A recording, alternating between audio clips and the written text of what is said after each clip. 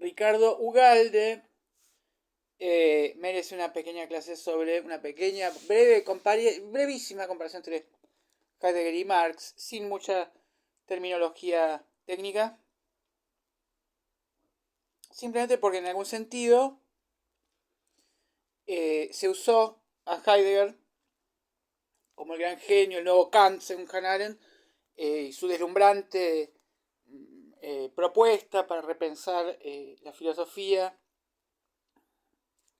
un poco como manera para frenar el interés por leer a Marx como filósofo, es decir, a Hegel para entender a Marx, pero sobre todo, digamos, ha sido, digamos, funcional a la derecha, como lo es, digamos, el budismo o cualquier filosofía relacionada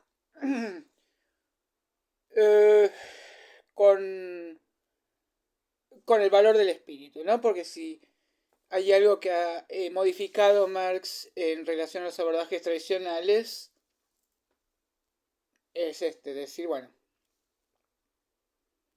eh, tanto Gregre para decir Gregorio, acá la cosa es la guita, acá la cosa es el poder económico, los modos de producción, la manera de dominar el poder, y todo el resto es un invento, un conformismo, una manera de mantener a la gente borracha, drogada, creyente, como para que esté tranquila, y no haga la revolución, no quiera liberarse de sus cadenas, no se dé cuenta de la hipocresía, de la frialdad, del interés, del cálculo económico, no, todo aparentemente somos todos hermanos católicos, todo se hace por...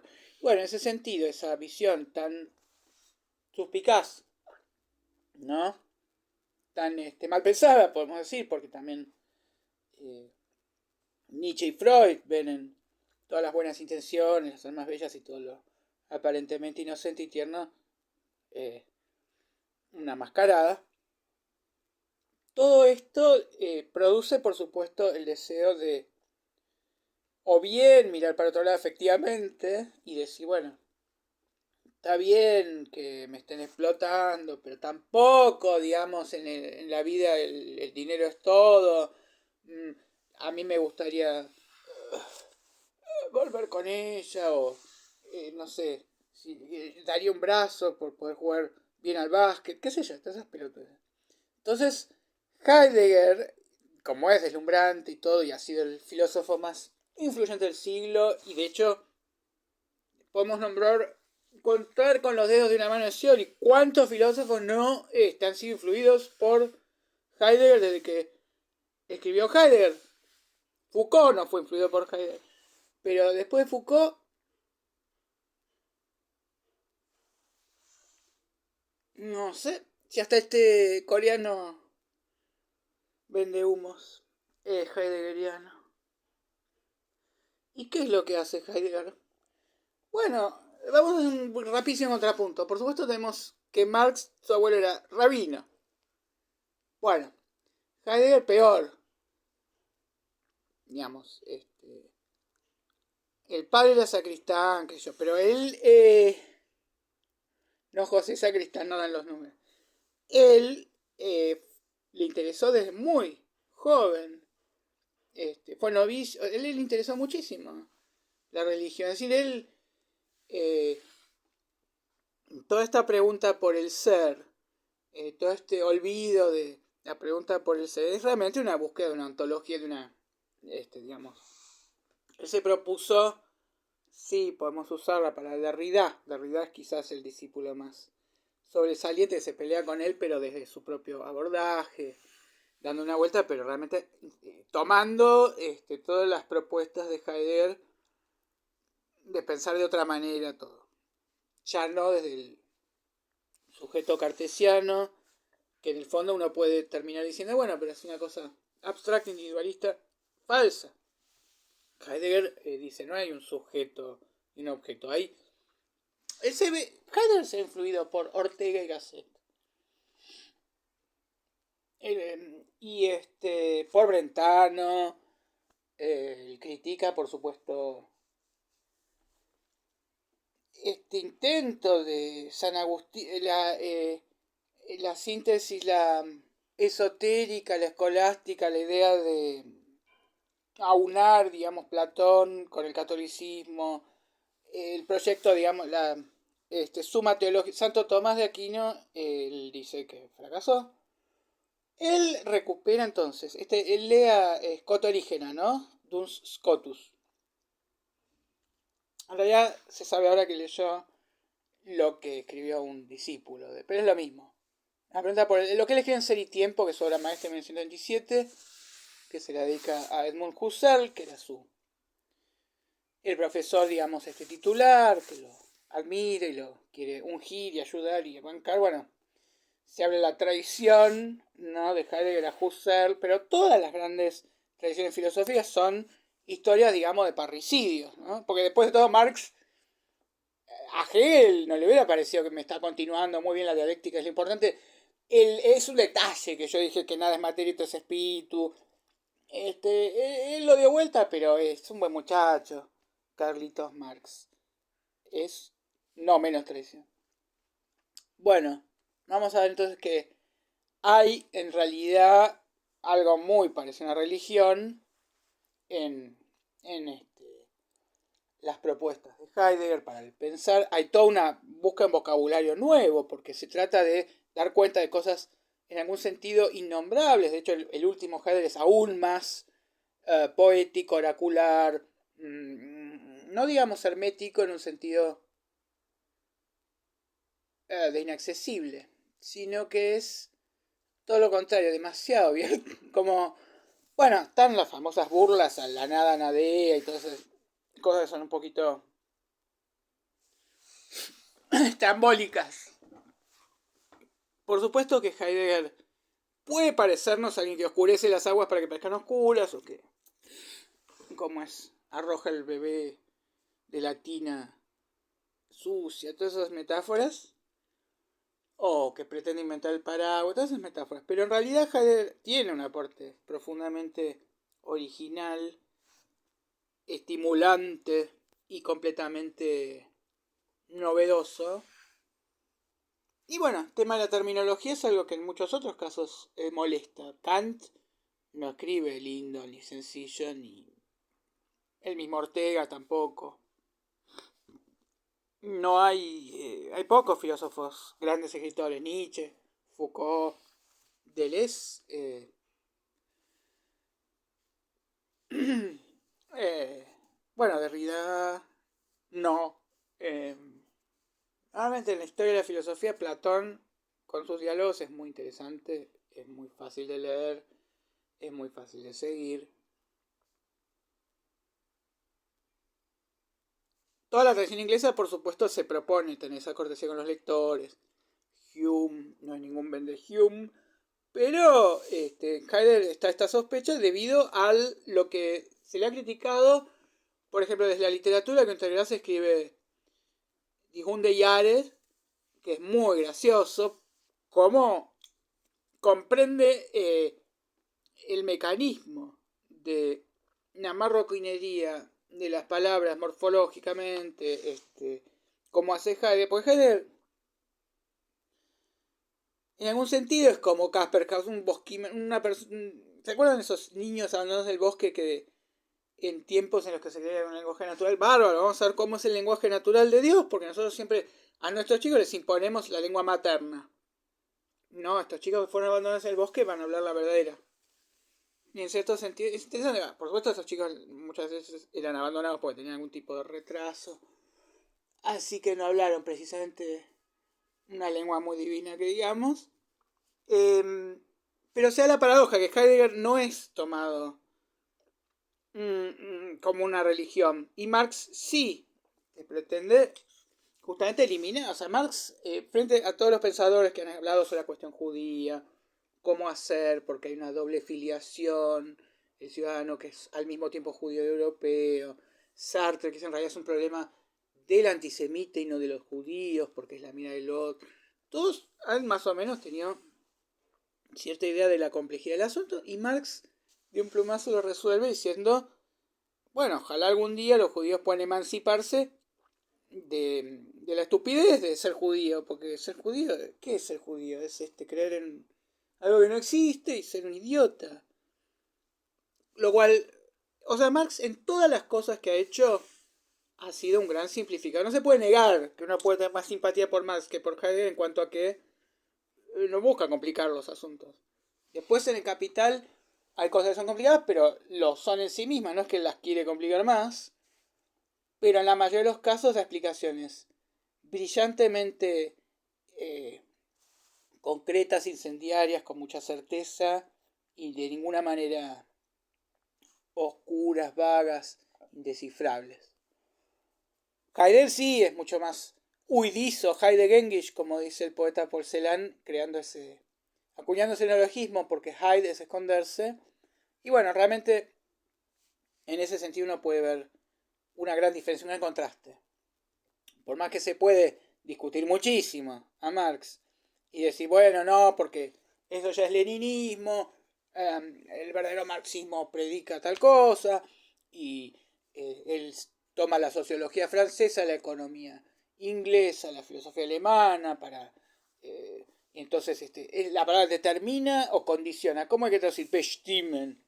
¿Por qué él habla en realidad de proletariado cuando nosotros siempre pauper es estéril y él justamente la fecundidad? Bueno, se puede discutir muchas cosas. Ahora, no hay algo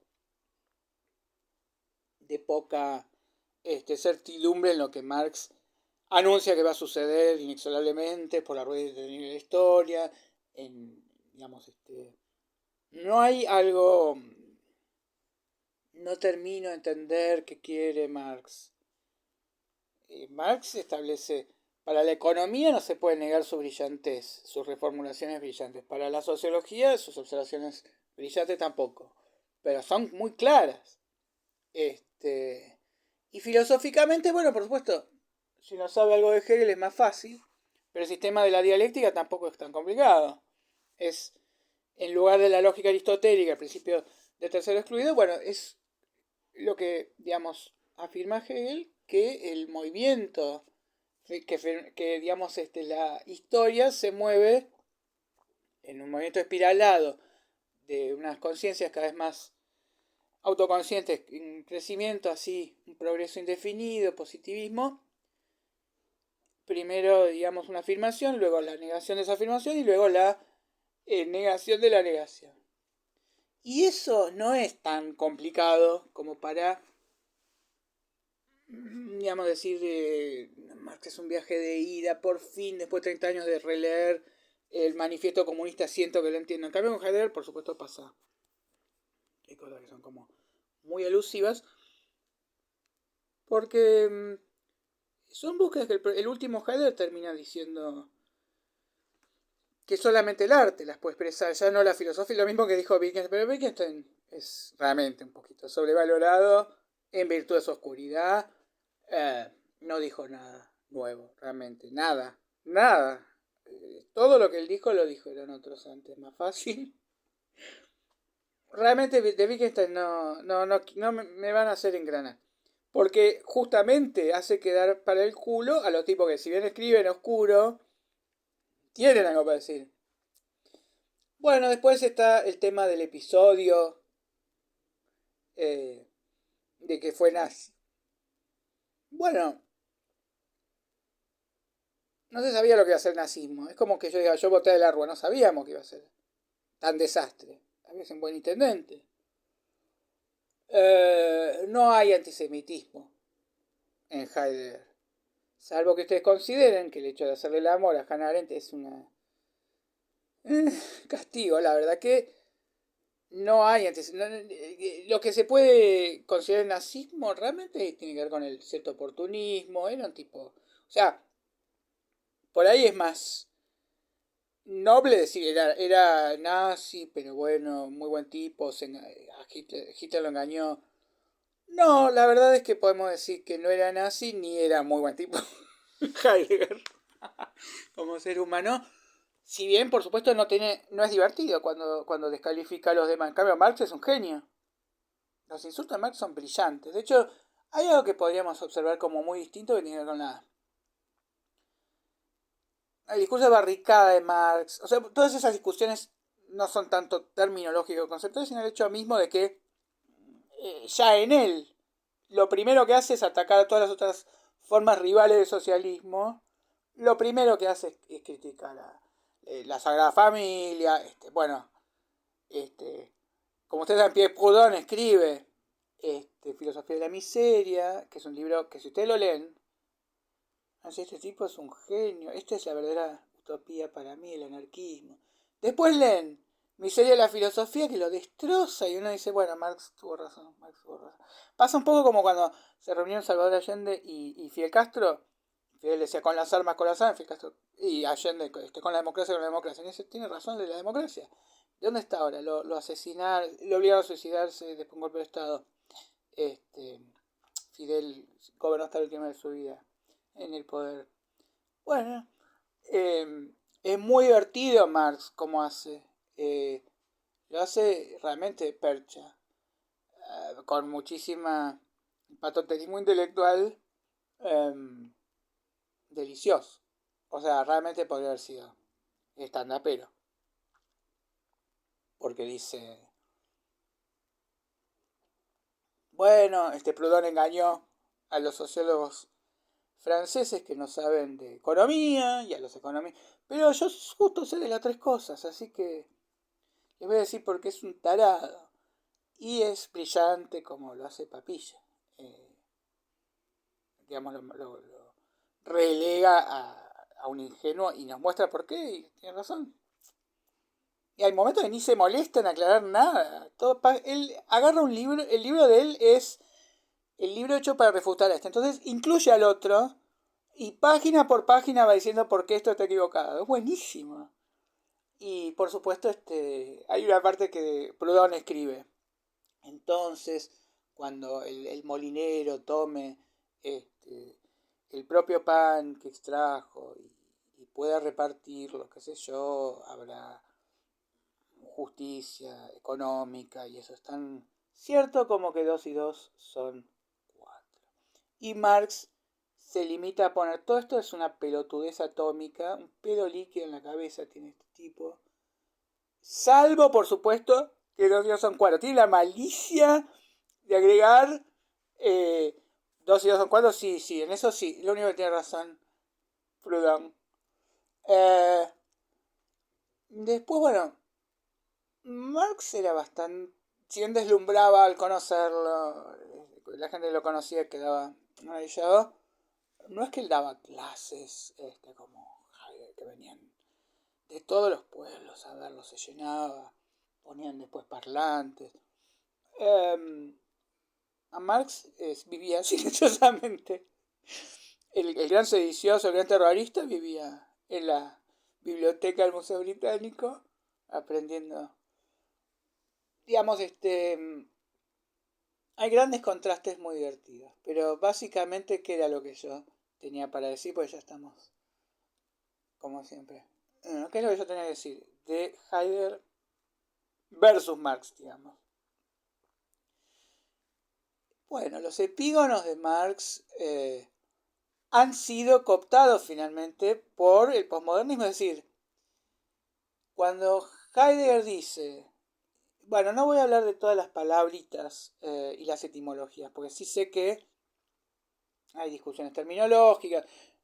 Digamos, yo lo leí en alemán, lo leí en traducción de Gauss. Es bueno Gauss, es bueno, no es tan malo Gauss. Es un cura.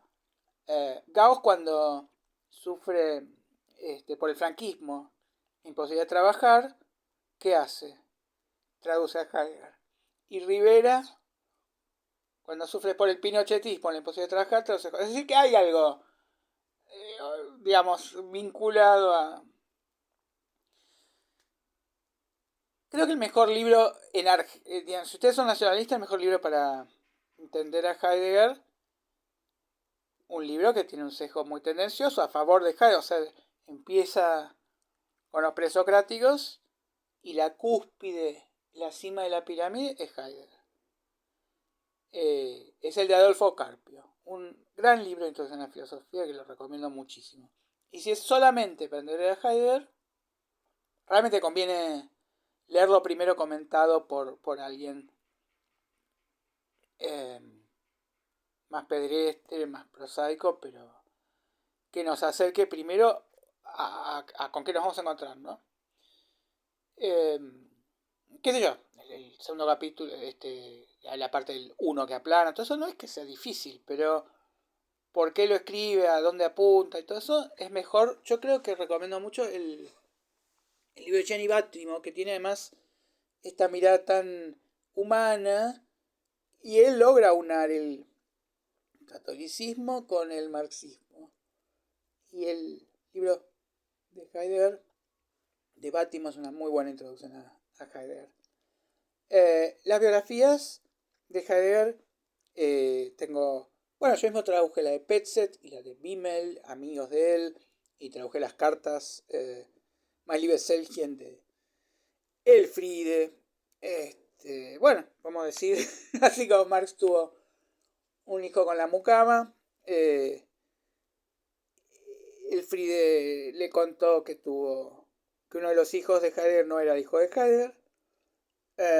Martin Heidegger, el hijo de Martin Heidegger, lo tuvo muy preocupado cuando fue a la guerra. Bueno, todas esas cosas biográficas.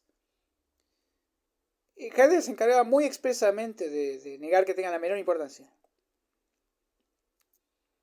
Hannah Arendt no. Hannah Arendt lo rescató mucho porque, como ustedes saben, Heidegger nunca se retractó públicamente de haber, no solo, digamos, estaba afiliado al Partido Nacional Socialista, sino que su discurso de asunción fue con el Heil Hitler y con quema de libros de Marx y de libros de autores judíos, así no es tan ajeno al asunto.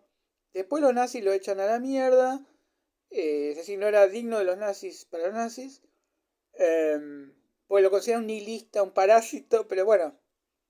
Y él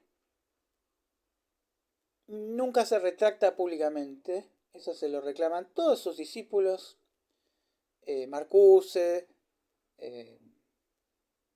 bueno, el gran poeta Paul Celan, que siempre lo sigo admirando. Pero Harald dice, no, es muy valiente. Salió a decir la verdad como macho. ¿Y qué es lo que dijo? Que le dijo Alfredo Jelinek, a la esposa, Hannah Arendt es la pasión de mi vida. Así que bueno, estaba más contenta de que él la blanqueó. Pero, bueno, hablar de blanquear, hay racismo en la obra de Heidegger. Cuando dice los negros no tienen historia, cuando él quiere decir una montaña no tiene historia, dice los negros no tienen historia. Pero bueno, hay que tener el contexto etnocéntrico. Realmente también se puede decir que Marx discriminó a Bolívar.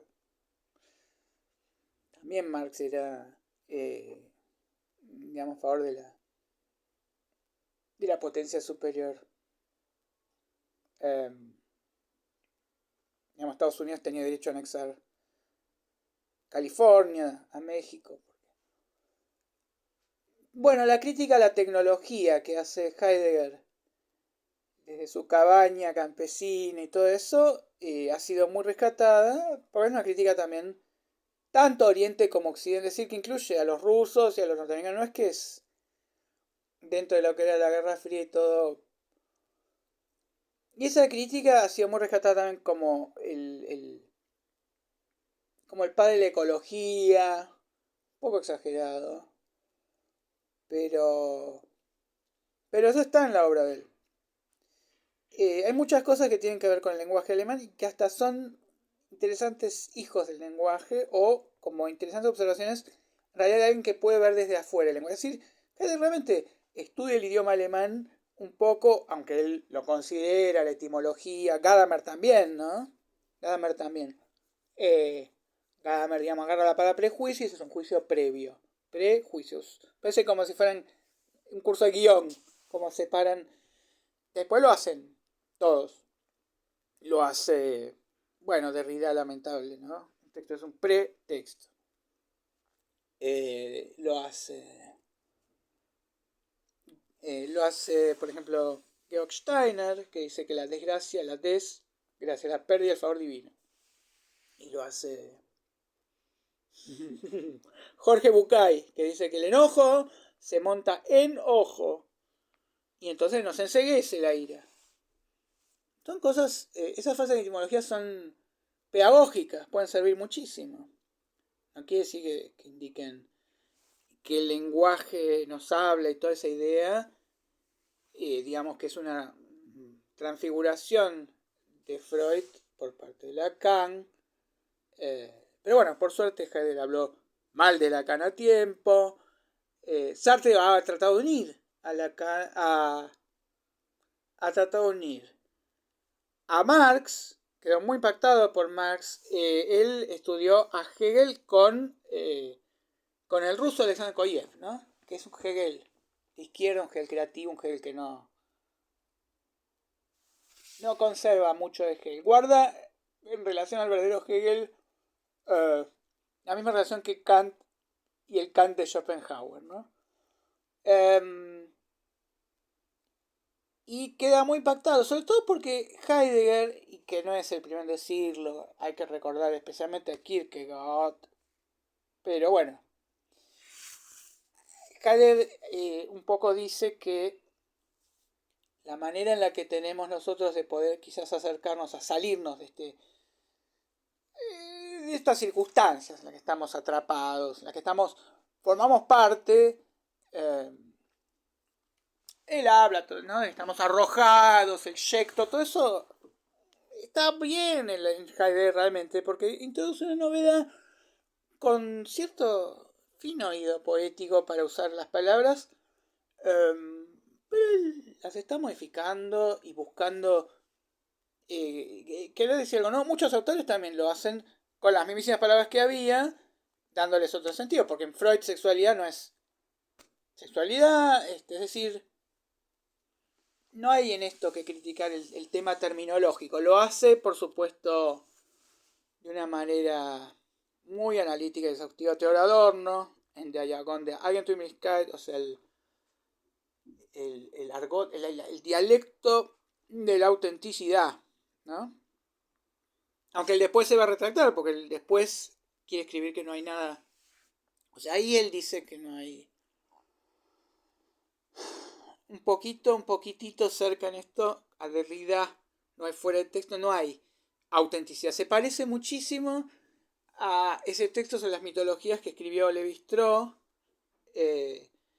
donde dice que están todos al mismo nivel, el Edipo de Sófocles y el Edipo de Freud. No es que hay una elaboración superior, no hay un lenguaje más elevado, todo está hecho con la misma urdimbre, con figuras retóricas. Y bueno, nosotros en la actualidad somos un poco el resultado de que se ha llegado a la conclusión por dos vías muy distintas, ¿no? Por los analíticos que quisieron llevar el álgebra a la lógica, que no haya más números, sino todo pueda ser comparar. Bueno, llamamos el giro lingüístico. La posmodernidad es descubrir que nuestro acceso a la realidad está mediada por un entramado. Me gusta más la palabra entramado que entretejido, porque entretejido sería como ese pelo que me. Pero ya ven ustedes, como la connotación, como los ecos, los matices, las tonalidades, todas esas sutiles palabras que usa Heidegger, que están bien. Lo que pasa es que después se armó como una dogmática donde ya era esa palabra y qué quiere decir realmente vermeiden y se la pone en alemán para gente que no sabe alemán, se le da a los franceses. Heidegger fue rescatado por los franceses sobre todo, entonces es una especie de cachiporra usar la palabra alemana para alguien que no sabe alemán. Pero bueno, a mí no me parece que haya que criticarle el vocabulario a Heidegger, por más que ningún filósofo en la actualidad, digamos, podría presentar nada escrito de esa manera. Pero también si ustedes leen el Nietzsche de Heidegger, que es un libro monumental, que en realidad no habla de Nietzsche, habla de él, no está escrito de esa manera. Después, bueno, está muy linda el acercamiento al el arte como la nueva religión, porque el arte es también un contacto con la propia interioridad, o sea, ya deja de ser, de ocupar un lugar con las nuevas formas de arte, ¿no? Con el expresionismo y todo, deja de ser el arte paradójicamente sacro, o sea, deja de sacar una foto a Jesús, es un arte concreto, un arte que tiene que ver con la subjetividad, en fin.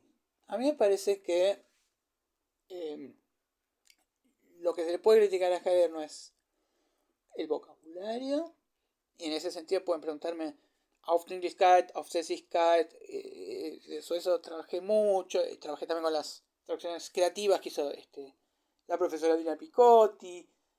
Realmente es un tema fascinante. Tengo que cortar. Entonces, en conclusión, ¿qué íbamos a concluir? El ser ahí, el ahí del ser, todas esas cosas. Bueno, sí, el ser, el que se pregunta por el ser, que sabe que va a morir, es el único que sabe que va a morir. En ese sentido no es un especista, porque él no dice que el ser humano y los animales saben que van a morir.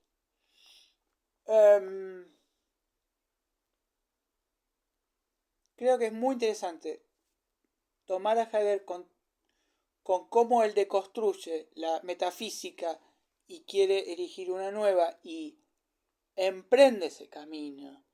Y emprende sobre todo la sugerencia permanente de que no es fácil. Es como realmente un maestro zen, y se acercó mucho, en Japón es muy adorado, que no se está diciendo que, bueno, tenemos que buscar alcanzar la iluminación. Ahora, él mismo dice, bueno, acá no lo puedo terminar, no lo alcancé, ahora me doy cuenta que voy a llamarlo existente, el útil.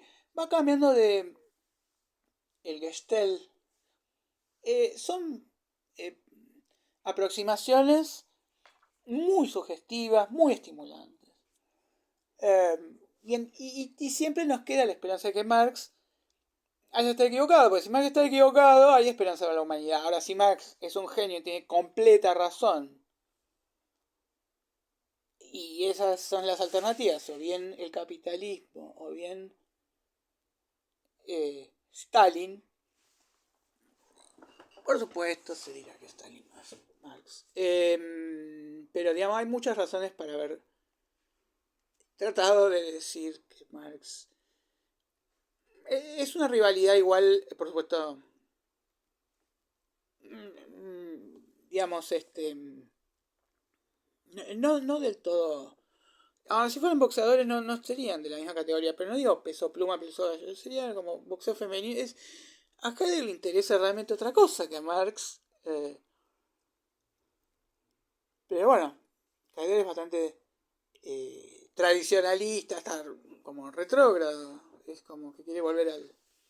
Y Marx es muy optimista en cuanto a como un futurismo que va a desembocar en una justicia social. Así que, uh, ¿qué más podemos decir? En cuanto a... El vocabulario de Marx tiene mucho que ver con el discurso oral, como lo tiene que ver el de muchos otros. Hitler. Hitler sí es un gran orador. Pero no quiero compararme con Hitler, por más que Fidel Castro escribió La historia no resolverá, Hitler en la cárcel también escribió algo muy similar. Pero bueno, yo creo que la conversión, la paradoja principal que yo quería señalar es que el marxismo, aunque se dice científico, fue un mesianismo, se convirtió en la nueva religión. Ante la crisis de religiones, Heidegger dice, bueno, no se logró con el catolicismo. Heidegger es un profundo admirador de Lutero, y bueno, Marx también, pero Marx por el contrario, diciendo que le quitó la máscara de hipocresía al cristianismo, favoreció como a la burguesía. Esto lo dice también Max Weber, ¿no? En La ética protestante y el origen del capitalismo. Digamos, ¿quién se hubiera opuesto más que este monje rebelde que quería purificar a la iglesia de estas ventas de indulgencias y esta corruptela, que favorecer la acumulación capitalista diciendo que Dios premia a los ricos en la tierra y que bueno, que no es por los actos, sino por la fe y la salvación. Vamos a tener que dejar.